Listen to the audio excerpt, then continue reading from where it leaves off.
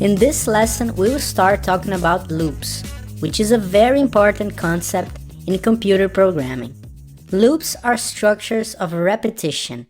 We use them to repeat the same lines of code multiple times. We can also use loops to iterate over lists, tuples, dictionaries, and even strings, as I will show you a bit later.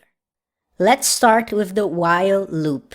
So this is how you write it. First, let's start a variable called x, and let's assign a value of 0. Then, let's create a list of people that is going to start as an empty list. Now this is how we start a loop. We're going to use the keyword while, and then we are going to write a condition. In this case, this condition is going to be x is less than 5. Now there will be this indentation just like the if structure. So everything that is aligned here to this point is going to be inside the while loop. So if this test returns true, it's going to go inside the loop. So once we are inside, let's create a new variable for a person. Let's ask the user to type the name of a person. Then, let's append this person to the list called people. Now we are done here, but if we keep it like this loop is going to run forever. Because when we finish here, it's going to keep running again and again and again until this doesn't return true anymore. But this is not going to happen because we are not changing the value of x. So what we need to do is, in every iteration of this loop, we have to increment the value of x. So we can do it by typing x equals x plus 1. This is one way of incrementing the value of a variable, but there is a simpler way, which is by using the increment operator. So we just wrote the same thing, but using an incremental operator. So this means x equals x plus 1. So this is going to be running in a loop until this test results in false. When this happens, then we're going to continue with our program. In this case, let's just print the list of people. Let's see how this works.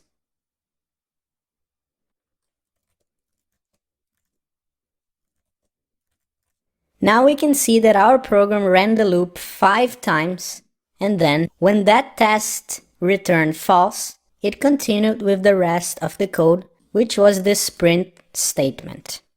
We could have done it with less lines of code. Since we're adding people to a list in every iteration of the loop, we can use the length of the list to control the loop. So instead of using x, so let's erase this, we can use the length of that list called people, which in the first iteration of the loop is going to be 0. But as we add more people to the list, it's going to increase, and when this is 5 or greater, we're going to jump out of the loop. So in this case, we don't need to increment the value of any variable. Let's try it again. And now we can see that we had the same result. We can also jump out of loops using the break statement. Let's do a program to make a guess game. In this case, let's start with a variable called number with the value of 5. Let's create another variable called guess, and let's get a user input. Let's pass a message like, I'm thinking about a number. Can you guess it? Let's convert this to integer so we can compare with the number we have here. Let's make this a bit easier. Between 0 and 10. And now we're gonna have to give the user multiple chances until he can guess what the number is. So for that, we can use a loop. In this case, let's just start a loop that will run forever. We can do this by typing while true, because every time this test returns true, the loop is going to be executed. So in this case, the loop is going to be executed forever, unless we stop the execution with a break statement, which is what we are going to do. So inside here, if guess equals number, that means that the user just guessed the number correctly. So in this case, what we're gonna do is using a break statement. So the break statement will stop the execution of the loop and jump out of it. If that doesn't happen, we're gonna get the guess again.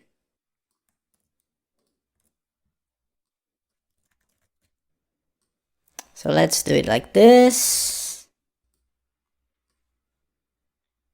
Let's run it and see what happens. Alright, let's try 2. So what just happened here? We typed 2, which was assigned to this variable, and now we are inside this loop. Since the guess is not equal to number, we just enter this else statement, and now we're gonna have infinite chances until we can guess the number correctly. If I type 1, 9, 8, this is going to run forever until I can guess the number. So in this case, we are just going to break the execution of the loop. I just forgot that after the loop, I should have written something like, you guessed it. I was thinking about, and then the number. Let's try again. 1, 2, 3, 4. When we do it right, you guessed it. I was thinking about 5. Now we can make our game even cooler by picking a random number. We can use the random module for that. So before starting the program, let's import the random module. Now the number is going to be random.randint, which is going to pick a random integer in a range of 0 to 10. So if we do this, now we don't know what the number is, so we really have to guess it. Really cool, right? So this was all for this lesson. In the next lesson, we will learn another kind of loop, which is the for loop. I'll see you then.